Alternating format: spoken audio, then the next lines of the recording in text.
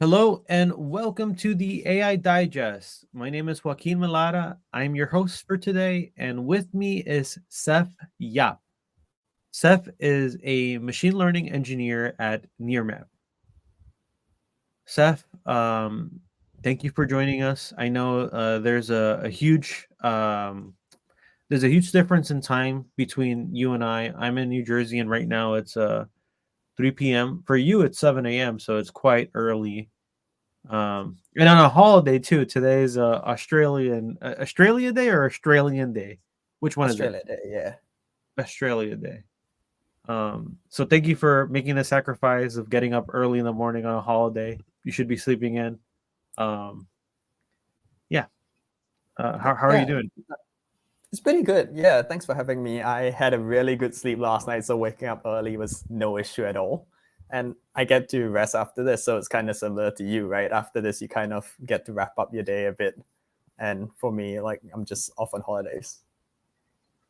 Okay. What do you usually do on holidays? Do you pick up Duolingo and do 1 hour or 2 hours in different languages? I know you're a linguist and you want to swallow the world in terms of languages.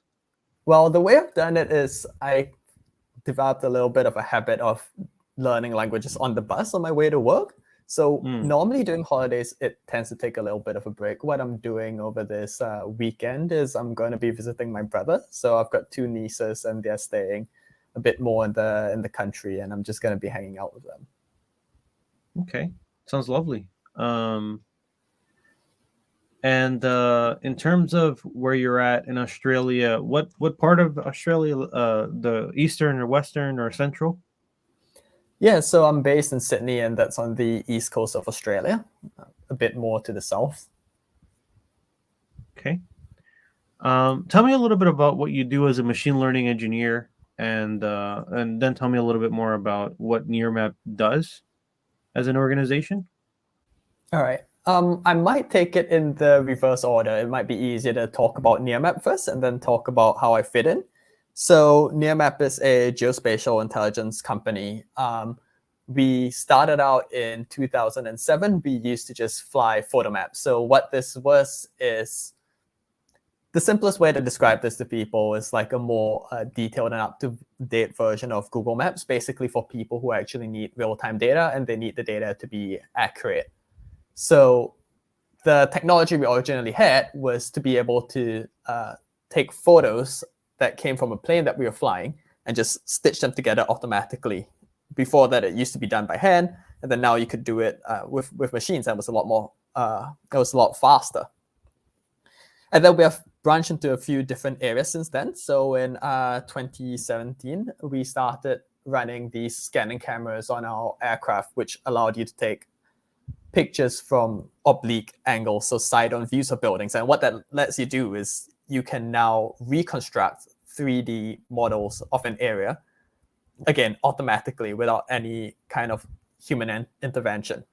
And then in 2020, that's when we released to the public our AI product. So now, if you wanted to go into an image and see how many roofs there are in there, how many swimming pools are there trampolines in the yard, you wouldn't have to manually take one of our web tools and draw a box around the roof and count how many boxes you had, or like count, measure the area of the roof. We could just deliver that data to you just straight from our pipelines.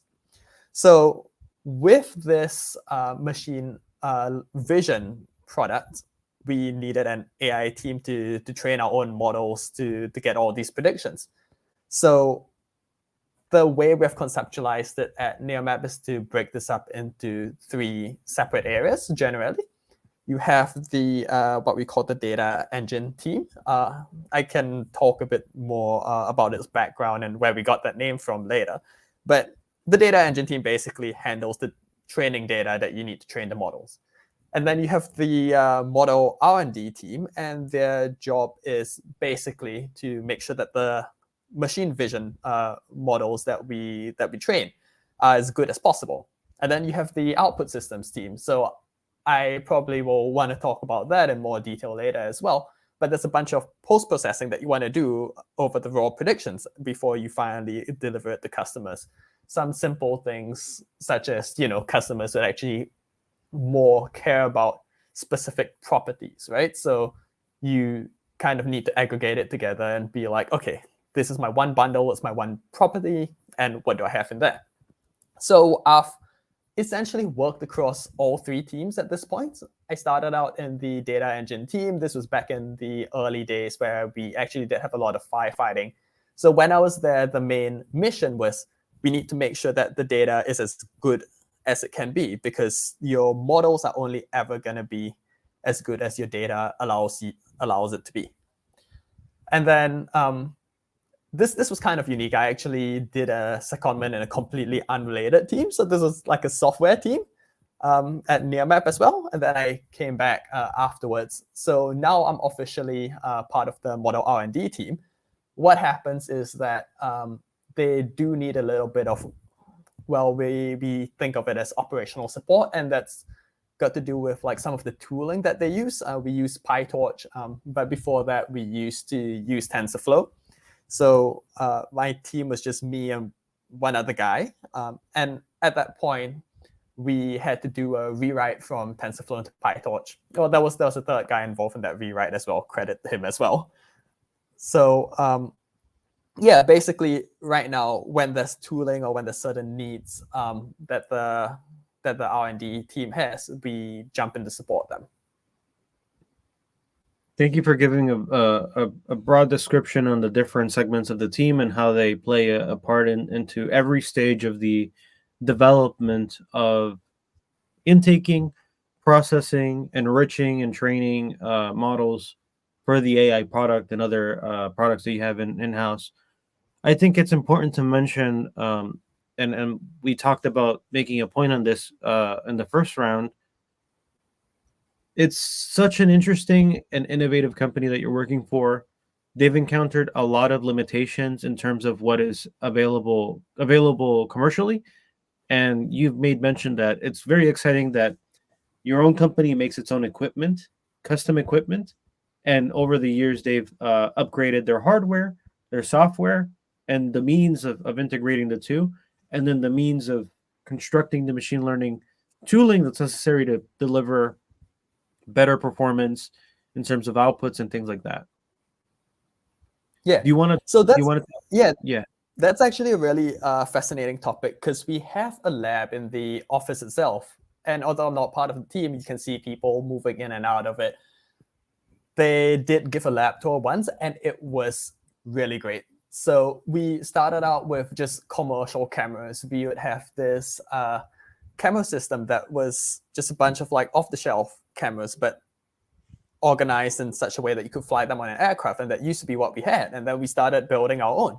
And then our most recent camera system, we call it the Hyper Camera 3. So when we started building cameras, that was the Hyper Camera 1, and then we had the Hyper Camera 2. Now we have the Hyper Camera 3.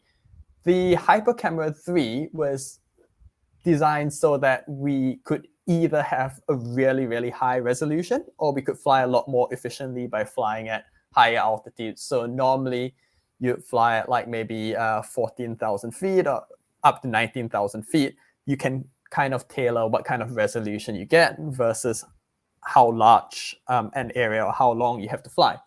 They released some of the images. They had a 3D reconstruction from the Hyper Camera 3 that they showed to us internally. The details were astounding. You suddenly got a lot more out of the imagery that you had. In the past, if you looked at a roof, it would be a little bit more blurry. But now if you look at the high resolution imagery, the 3D reconstruction, it's a lot more real, because you see some of the details, like even lines between individual shingles, they are now like not blurred anymore. You can see them a lot more sharply. One of the interesting things with this system that we have had to create is that you start to run into the problem that you don't have suppliers that can actually give you what you want locally. So we do have to source our mirrors from overseas. We were a bit affected by the pandemic when we were building out these systems, because all of a sudden when you have supply chain issues and you only have a single supplier that can give you what you want, there is not much that you can do to find alternatives. So that was one of the very interesting, you could say it's a downside that happens once you start working at these kinds of technology levels. I think you're going into an area that's an interesting conversation topic, and we should brush upon.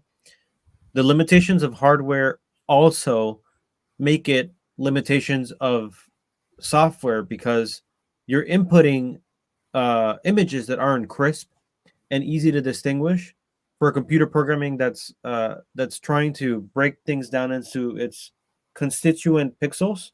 How do you make that easier for the machine to go and analyze what you're putting, training with some human input, and then have it make predictions on what it is looking at in a photo map, as you said, photo map in a So series of basically we just photos. have photos together, in a map format.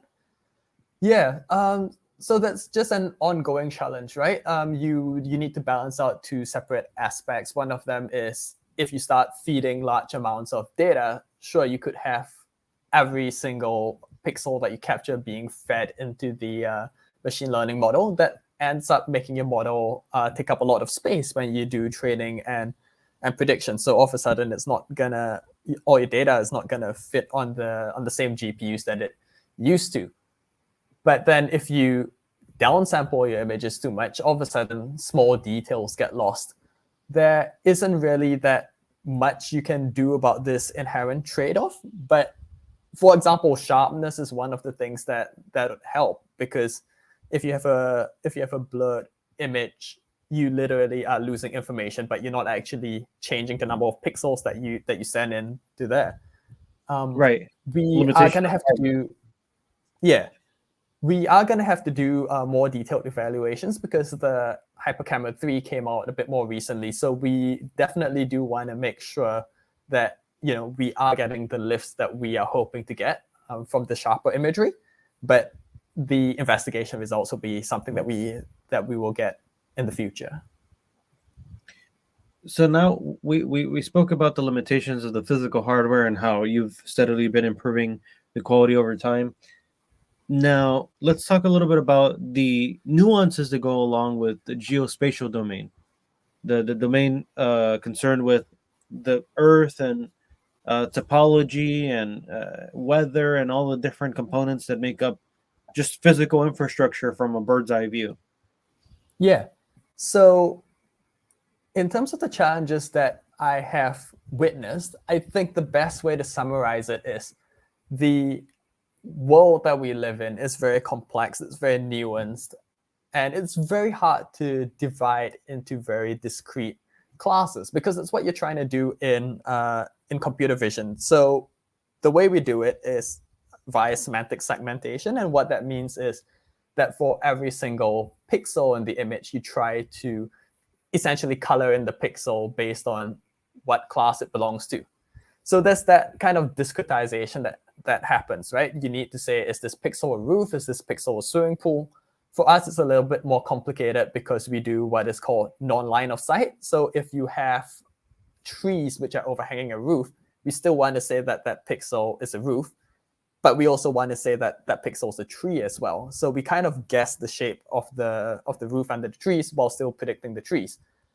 So it seems all fine and dandy, but the problem is, like just defining what things are is really tricky. So we kind of, so I guess one way to split this up is you could look at the three areas that we split our team into, right? We have the data, we have the training, and we have the outputs, and all of them have their own challenges, right?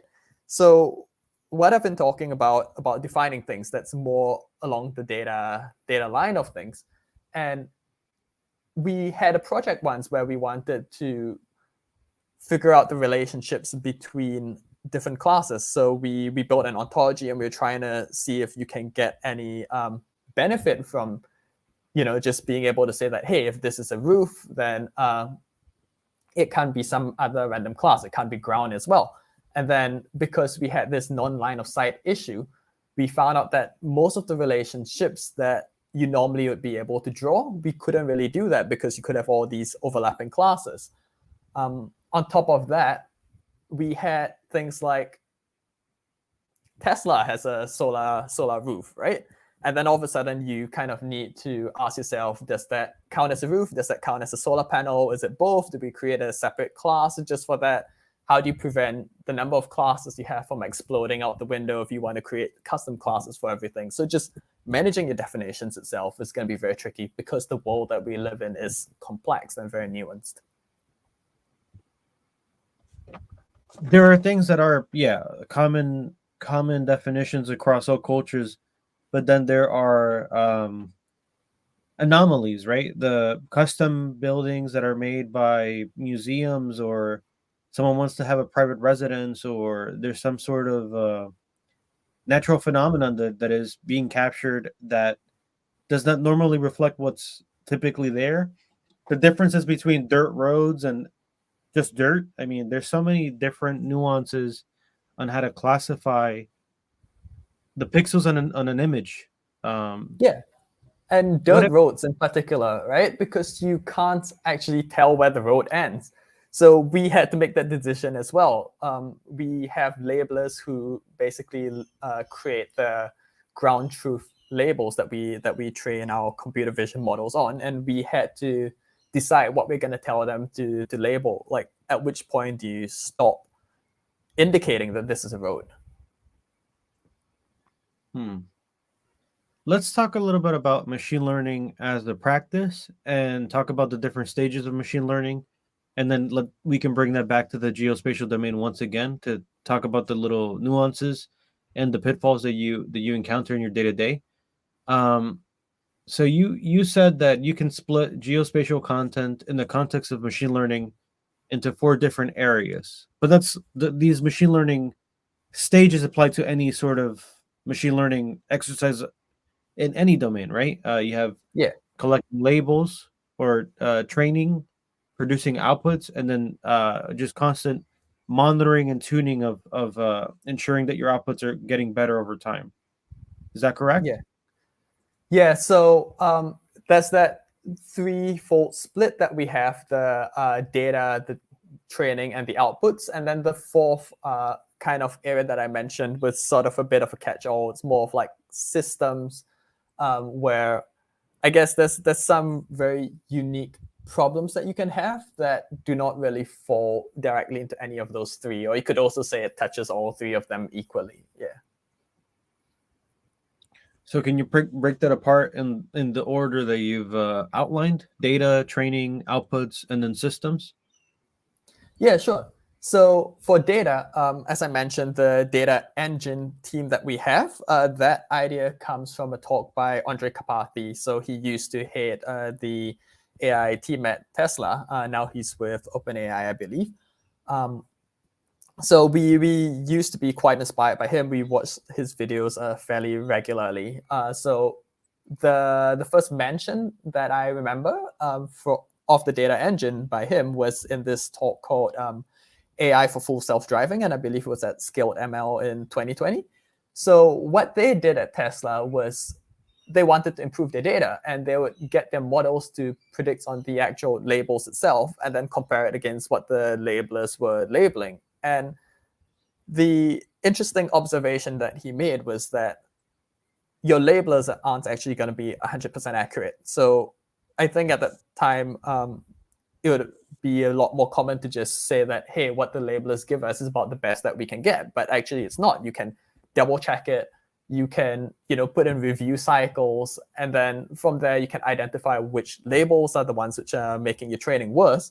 And then just slowly rinse them out of the system. And then as your data gets better, your models get better, which means that your feedback to, which labels are incorrect, it gets better again. So, you just have this cycle where your data keeps getting better. So that's generally what you want to do on the data aspects of the pipeline. And then on the training aspects of the pipeline, what you want to do is, there's always new architectures that come in, new ways to figure out how do we extract the most out of this data.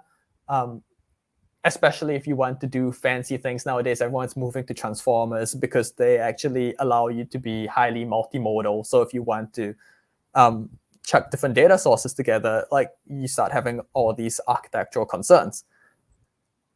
How do you adjust the losses on your model? There's a lot of very interesting tweaks. We had some new tweaks with the loss that we actually implemented recently. Although I'm not sure I can go too much into detail on that bit, but basically, just the way in which you train the model can affect how generalizable it is and how well it adapts to new situations. And then finally, you have like the outputs. A simple example that I'll give is we have this concept of connected classes. It's very easy to think of your outputs as just, hey, you have your outputs there and that's it. But for instance, one of the things we wanted to do is we wanted to deliver our data to customers in the form of vectors. A lot of the times your raw outputs are going to be rasters, so just pixel values. But we wanted to create essentially boxes around those pixels. So if you have a roof, we wanted to give you the whole roof as a polygon and say that this is the roof. Now, roofs themselves, you would think they are quite discrete. You have one roof here, you have one roof there.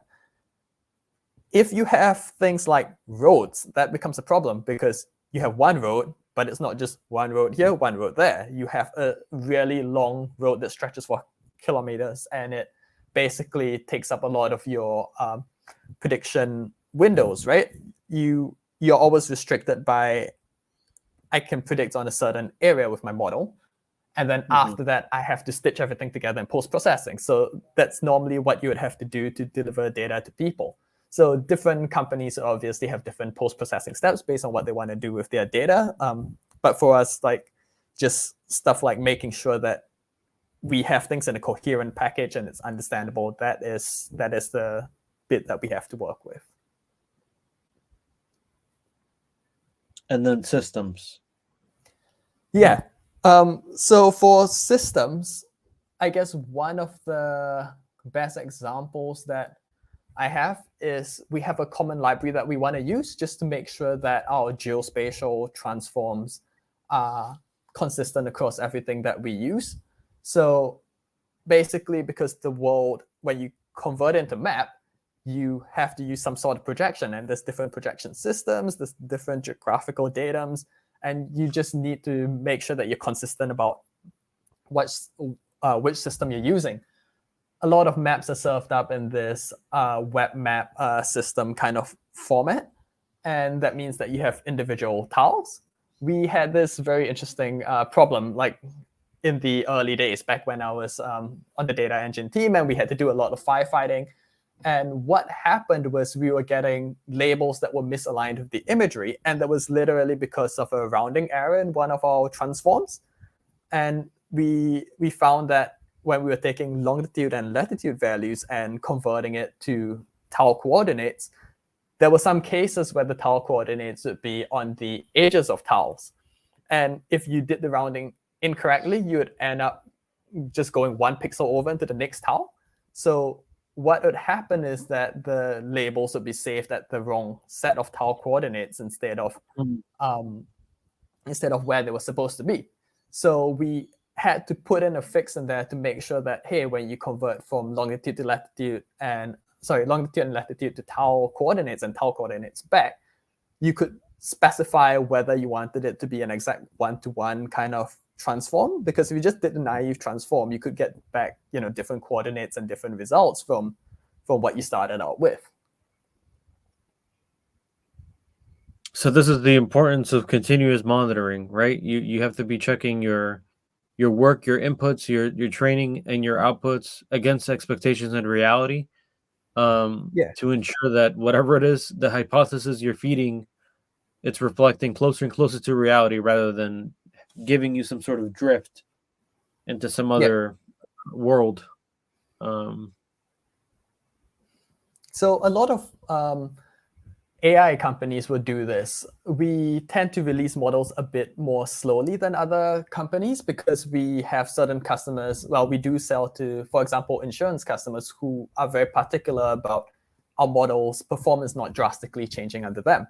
For companies that do things like recommendation engines, it can be pretty common that you have multiple models and you're releasing like one model a day, multiple models a day, and then you're running all of them in parallel, maybe doing A/B testing against your entire user base, and then you're just like selecting the best models and you let them bubble to the top over time. Whereas for us, we actually have much stricter requirements on this monitoring of what our models are doing, because our customers actually want to know that they're not suddenly getting data that's semantically or meaningfully different from what they used to be getting. So we need to go through all this analysis every time we want to release a new model. And that's what actually gives us a much slower model release cadence than a bunch of other companies that I know. So that is something that we have to live with, just because we want to make sure there's that rigor in there to make sure that whatever classes we have, we know when they change and we know what sort of changes are in there, and at least we are open about it in our communications with people about what they can expect to change and what hasn't actually changed. It's prudent that you guys take the time to evaluate every aspect of how you're releasing changes to your end customers. Last we spoke about last time we spoke, we were talking about how you want your models, you want your predictions to be better over time. To do that, you have to make sure that whatever it is that you're feeding, whatever it is that you're labeling, falls under strict definition, strict alignment internally before it goes externally. And you said to do that, you invested, and I'm talking about you and your organization collectively, invested a lot of time into the definitions of things before moving on to expanding your model, right? You took the time to evaluate little instances, edge cases, and all that stuff, define it properly, rather than just get a model off the shelf and then work with somebody else's expectations of what reality is shown in a map, right? Yeah. So this goes back to what I sort of touched on briefly earlier about, the world we live in being complex and your definitions being actually a lot harder than you would normally think at first glance. So the solar roof I gave was one example, but we also have things like, well, again, this is back to roofs because roofs is like one of our oldest classes. But the way we have defined roofs is originally we wanted the class to be used by people in the roofing industry, so people who do roof replacements.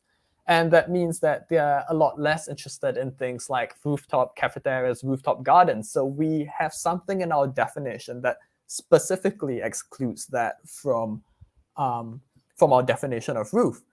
And we also kind of have to make sure that our labelers understand that. So sometimes when you get labeling instructions out to people, you need to make sure that they're trained up.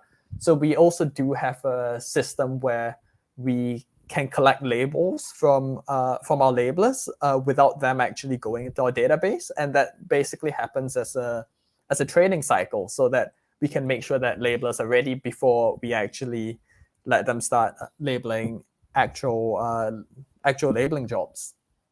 Now, one of the very interesting implications of the way we've defined roof is that you can't just do a one-to-one mapping from roof to building, right? Because if we want to say, hey, this is our building footprint, now everything that is not a roof is not going to be a building. That is going to be completely inaccurate because you have all these rooftop gardens, which are actually buildings, right? When you take a top-down view, there's a building underneath it. You have all these rooftop cafes, and you can't say that, it's not a building anymore. So you have to be very clear about what it is you want to predict and, the kind of value that you want to get out of it. Because if we were selling to different people, like, again, our insurance customers, they don't really care so much about the distinction between regular roofs and rooftop cafes.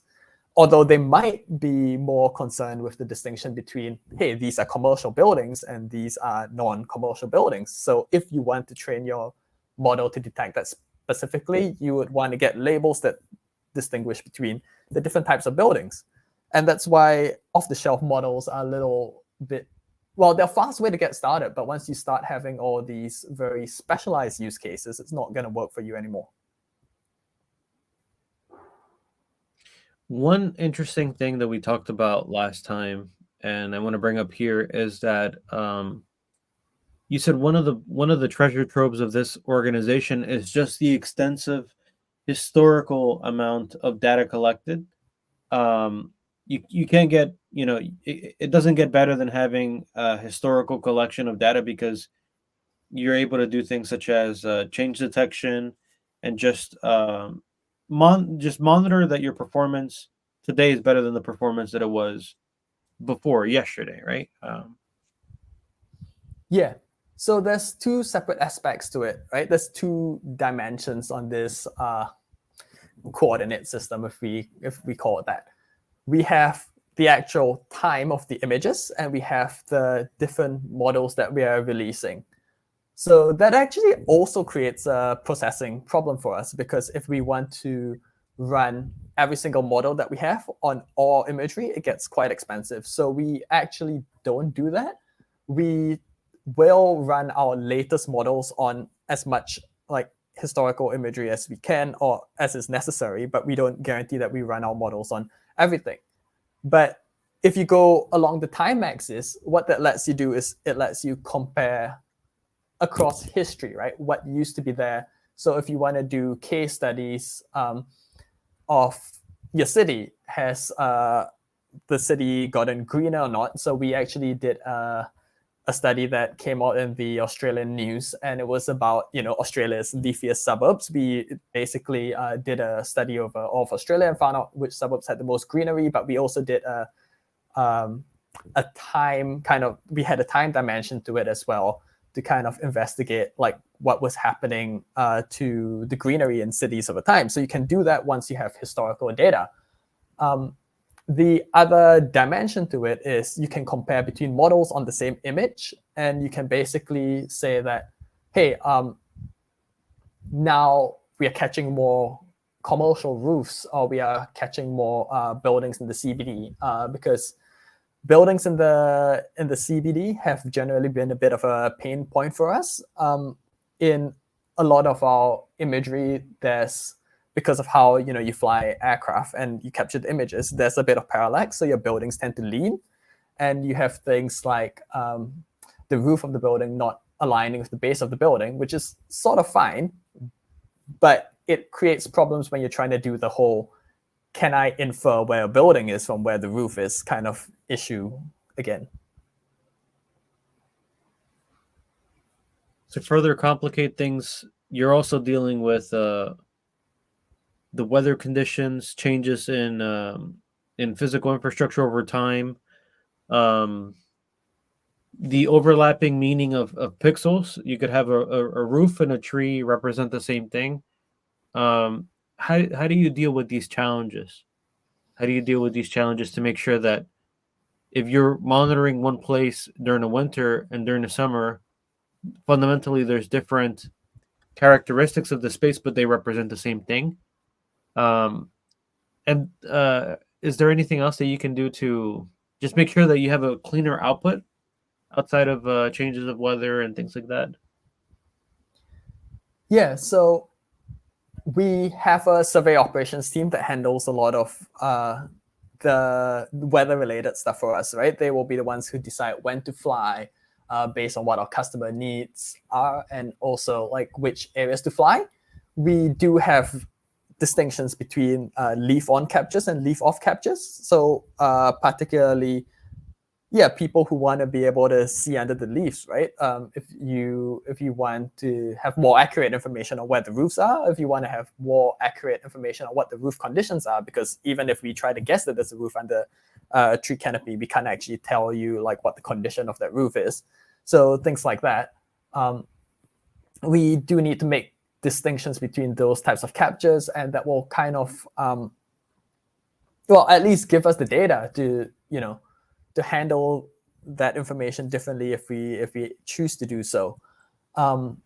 weather patterns are things that the survey ops team looks out specifically for. So actually, one of the early projects that I did as well was an experiment to see if we could detect clouds while we were flying the aircraft, like on the aircraft itself, because one of the things that could sometimes happen is you fly over clouds and then all your imagery under the aircraft would be lost, and you have to either like go back and post processing, doing the quality control processes, and you would have to cut it out, or you would have to determine that, okay, like we've lost too much imagery, now we're gonna have to fly again, and it's kind of expensive. So a lot of the times it's good to have good weather data to make sure that you're actually capturing flights on days where it's clear.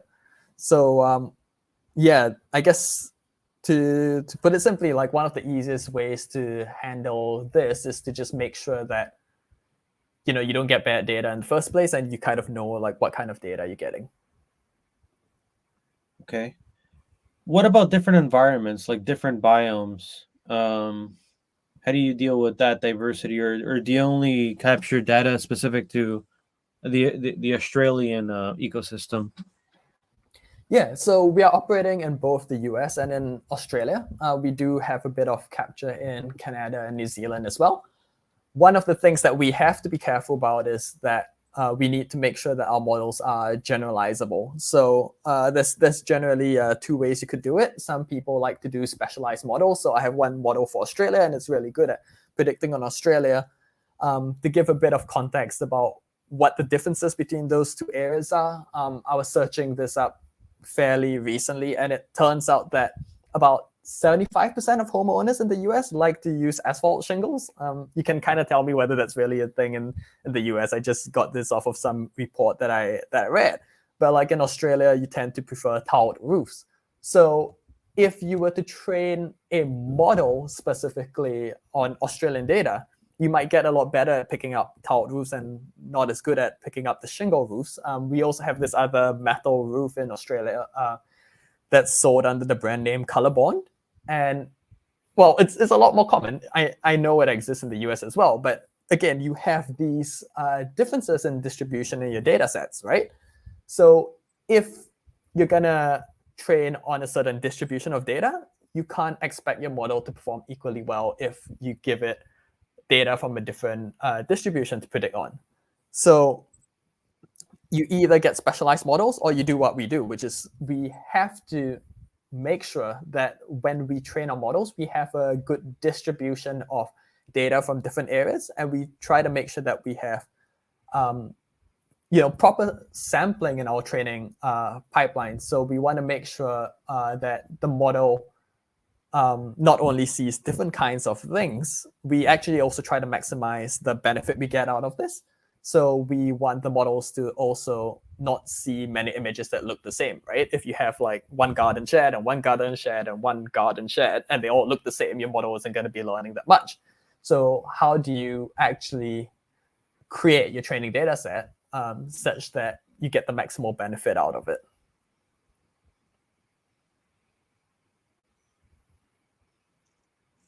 What a complex, interconnected process of planning, collecting quality data, bringing it in, training it, or sort of annotating it for training, evaluating outputs, generalizing the way that it behaves across different territories, different weather patterns, different ecosystems, different different building conventions where there's different kinds of colored tiles, compositions. It's yeah, I mean, I see why you would emphasize so much the complexity and work that goes into just identifying roofs, because if there's a roof, there's a building, more likely than not, right? What is that roof made out of? What kind of building does that consist of? That's a really the more I think about it, the tougher the challenge becomes, especially when you do it over time, right? Things change over time, so you want to make sure that if there's a new building material that comes out and it's being rolled out, that you can adjust the training of the model to be able to reevaluate that change as as a roof again.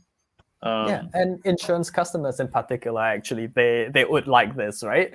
Every time a new roof material comes out, well, maybe they need new models to kind of figure out, hey, is this a risk to the house? Is the house more likely to get damaged, or does that actually mean like the house is more secure and I can lower my premiums? And yeah, instead of having to do, on-site inspections where you have to send someone to be like, oh yeah, the roof is actually what the guy claims it is. If we can detect all these materials for them, it's going to help them a lot. But a lot of these materials are going to look a lot like each other. So it's going to be very hard to, even for like the labelers that we use, right, to tell what material it is from our imagery. And then the more specific you want to get, the more blurred the boundaries between the different materials are. So you get to a point where you actually say that, okay, I can't do this anymore, right? Because I either don't have enough data or the data is just going to be too noisy. Let's talk about some of the use cases that are publicly available on the Nearmap's website. You have one called automating solar design technology with aerial intelligence, and it it states that Nearmap data helped Aerialytic to successfully calculate precise shading measurements for correct solar estimations. Can you tell me a little bit about that and sort of the role that Nearmap played in that engagement? Yep. So we have a partnership with Aerolytics, and what Aerolytics does is they sell to people who provide solar panels, right? And what you want to be able to do is have your calculations on how much solar power output can I get from this house, right? So that takes a few factors into consideration: shading, roof angle, things like that. Our data generally is a good fit for them because we have our 3D models that can actually give you the slope of the roof. And yeah, and that basically tells you, how efficient it is going to be when the sun hits it. But one very interesting thing that I found out as well, so this was told to me early days when I started at Nearmap, is that a predictor of whether or not people are going to install solar is whether their neighbors have solar. So with AI, that is one of the things you can do, right? Identify solar panels on roofs and just be like, hey, these guys have installed solar panels.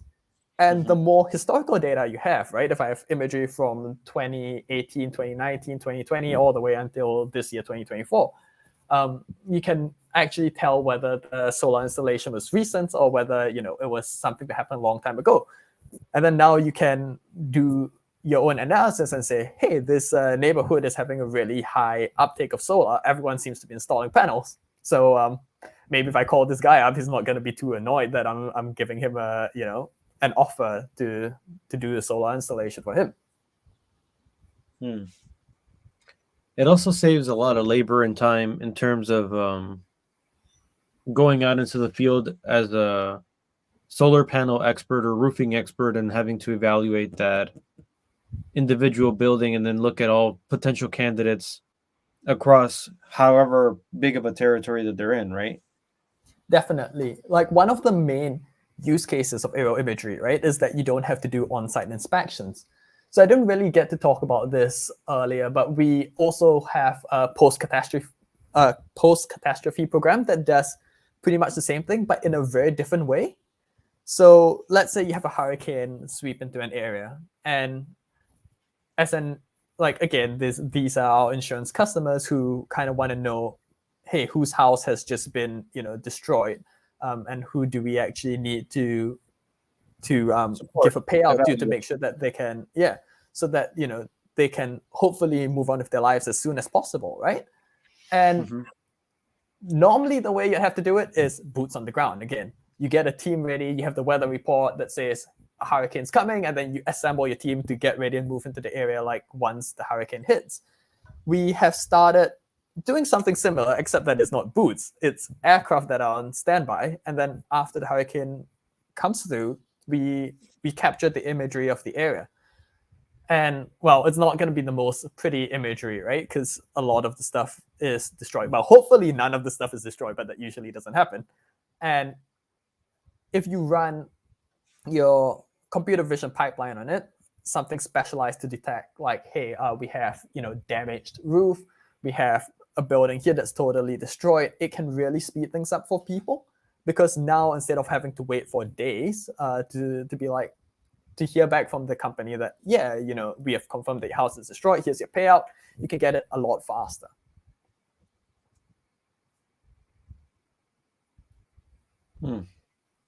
I mean, there's so many different applications to this: 3D imagery, bird's eye view scanning, photo mapping, functionality, right? Evaluating how things change over time. As you said, after an emergency happens, natural disaster happens, it's good to be able to tell people this is what it was before, this is what it is after, and here's what we can do to remediate any core problems in the destruction of infrastructure. Um, let's take a look at the other case study that is available publicly that you said would be a good candidate for this conversation. Easier being green with machine learning.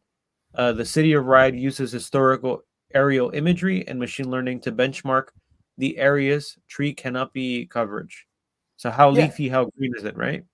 Yep. So this is actually the council that I'm staying in, the city of Riot, and we have about 207 parks and open spaces.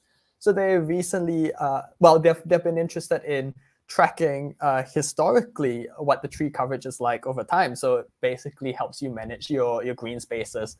You'll be able to figure out, like, well, I don't know specifically what they're using it for, but I presume it'll be things like, hey, which areas actually need more greenery, or like which areas actually have had decreasing greenery over time, and like, maybe we need to be worried about these areas, or just, a general health check that, like, hey, we have actually done what we set out to do and increased the amount of green spaces that residents have, or like now our green spaces are more interspersed among like all the residential areas instead of forming large clumps. There's a bunch of different use cases that you might have there, but they wanted to compare historically over time, like what the tree coverage was. And the thing that we were able to help them out with is that we had this catalog of imagery, right? So even though we only released our AI products in 2020, we have been capturing images of the area like for a long time. And the advantage of all these systems and having all your data like lying around is we can go back and run our newest models, even if we wanted to, right, historically, and say that, hey, these are the predictions for all these different dates. And then now if you want to do like a comparative study, you can just be like, yeah, from the data dump, right, we had this much tree coverage in square meters, because we detect the trees, we extract where the trees are, and instead of having to manually try to guess how much area there is, the program itself is going to sum everything up for you, and then you have one nice number, and it's like, oh, we have this much tree coverage in your area of interest, right? You just draw a box around it and say that everything within that area, I just want the sum of how much greenery there is. That's the simplest analysis you can do. Just do that over a few years, and you have, at the very least, some very basic results. If you want to drill down in a lot more detail, you kind of can subdivide it in different ways, and then do all sorts of smarts about like, hey, actually, where is the greenery at? Plot some kind of grid where it's like these are the clumps of like higher greenery. Those are things you can do. I'm not completely sure if that's what they did, but if they wanted to, they could. Yeah, as long as you have the data mapped out, you can interpret it however way you want, or perform whatever calculation you want. As you said, you take the data, the photo maps, and then you apply polygons, and you try to make sure that you can figure out what that entity is and how far it extends, and then you just aggregate that, right? You aggregate the space that it takes up, and theoretically, how much area would that entity cover? Whether it's a body of water, whether it's foliage, trees, agriculture space, whatever, roofs, makes sense. Um, so if we were to start a machine learning project from scratch, let's go into the fundamentals of this, and we wanted to apply the notion of the data engine, and we wanted to go to some successful outcome as you have done with near maps. What would be the way to accomplish that, do you think?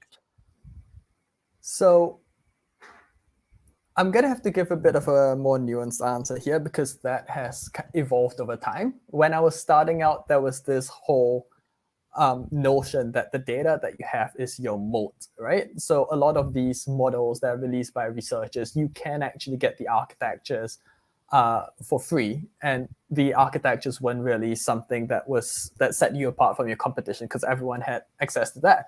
So what would happen is most of these models would be trained on large open data sets, like at the very least, you have all these competitions that the researchers were benchmarking the models on, and that's what they'll be trained on.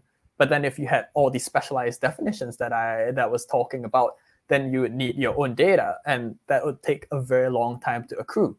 So you would still be able to get some pretty decent predictions at the start, but then over time, if you wanted to get a lot better, you would have to slowly build up that that data bank essentially, and that was your moat and your competing factor.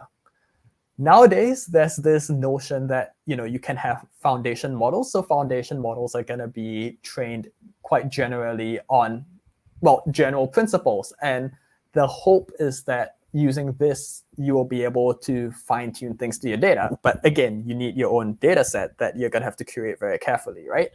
Because if you're not careful about it, your fine-tuning also isn't going to work as well.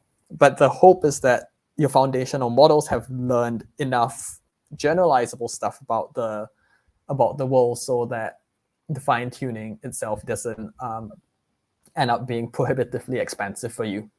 I guess the best way to describe this is, the same as with any other project. Let's say if you're starting out as a chef, that's one of the analogies I like to use, right? You always start off by following a recipe, using components that other people give you, right? But then as you go along and you kind of know this is actually the kind of problem I want to solve, this is the kind of cake I want to be baking, right? Like you know the specific taste of the people you're baking for. Then you start switching things up, and then you run into things that you can't get elsewhere, and that's when you have to build your own stuff. And the better data that you have, the better model you can make, the better predictions you can make to get better data. Is that the notion behind the data engine? Definitely. And how do you refine that, like, tactically? Well, you just have to be very deliberate about asking yourself, where am I going to get the best data, right? So I guess before I had more experience, I would also have thought like, hey, you just generically try to make your data better. But there's all sorts of rules and tweaks that you can use if you want to, for example, if you want to start training a new class, there's a sort of like bootstrapping process you can do. You can kind of guess that, hey, if I have predictions of, I don't know, tires or something, right? Discarded tires, maybe that's indication that there's a junkyard nearby. So you start looking those areas for junkyards. I mean, you wouldn't personally do it, but you start to know that these are areas specifically that you can send to your labelers, right? So just being very conscious of that. There's third-party data you can pull in. If you have like land use statistics, all of a sudden, like I'm not gonna find this highly industrial piece of equipment I'm looking to identify in the middle of agricultural land, right? It's going to be somewhere else. So instead of just randomly sampling all the imagery you have, you can start doing all this very targeted sampling. You could do very basic sampling to just be like, hey, I know the model doesn't perform very well on these kinds of areas. So everywhere that the model has low confidence, I'll just send them for labeling so that my model can improve over time. I guess so to sum it up again, right?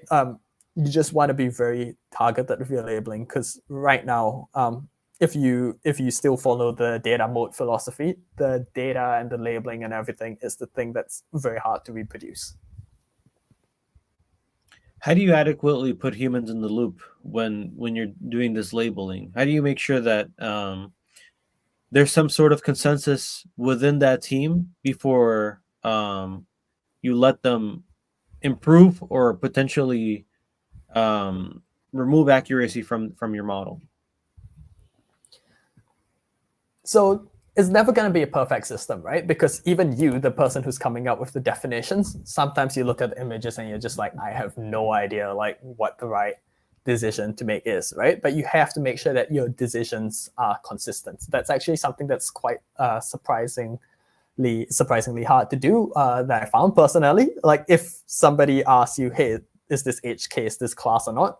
And you just go through the images one by one without any sort of like discipline on making sure that your responses are correct, it's very easy to flip-flop between like different edge cases.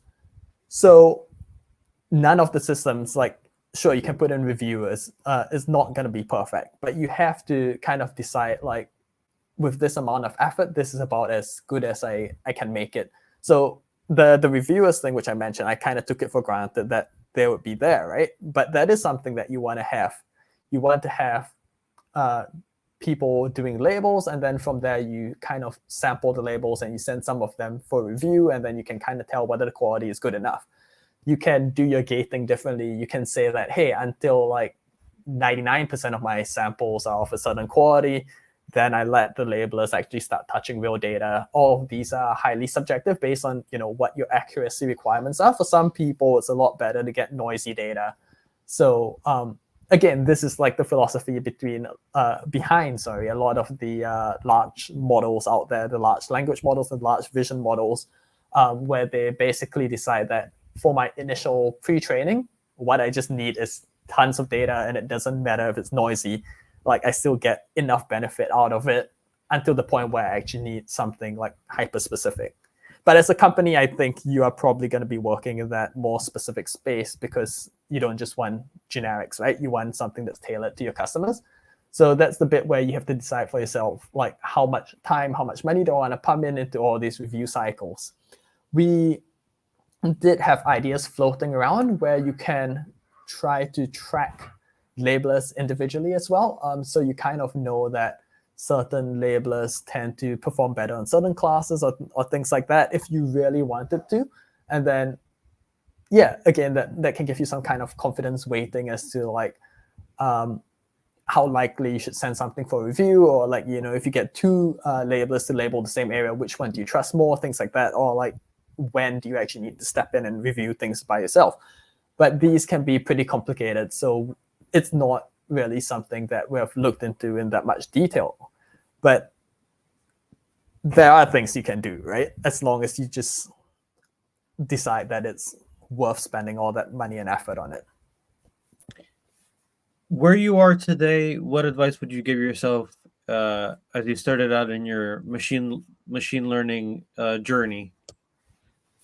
Yeah, so definitely be to still recognize the fun in what you're doing, because especially for a field that's growing really quickly, I think that people can feel a lot of pressure externally, right? To say that, well, everyone's making advances, we need to keep up, or we're going to get obsoleted really fast. Nobody knows when OpenAI is going to release a new model that's capable enough to eat your lunch.